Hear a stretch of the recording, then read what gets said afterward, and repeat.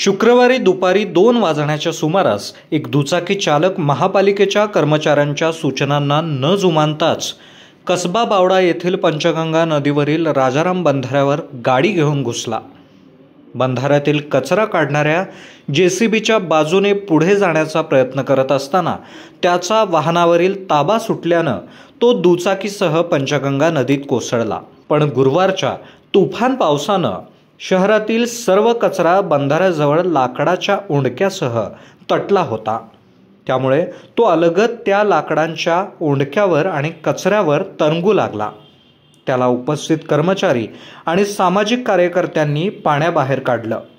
त्याची दुचाकी बंधाऱ्याच्या पाण्यात पडल्याने दुचाकीला रोप बांधून जेसीबीच्या सहाय्याने बाहेर काढण्यात आलं। राजाराम बंधारा या ठिकाणी जेसीबीने कचरा काढत असताना बावडा ते वडणगे निगवे भुये या भागात जाणाऱ्या दुचाकी वाहनधारकांची मोठी रांग लागली होती।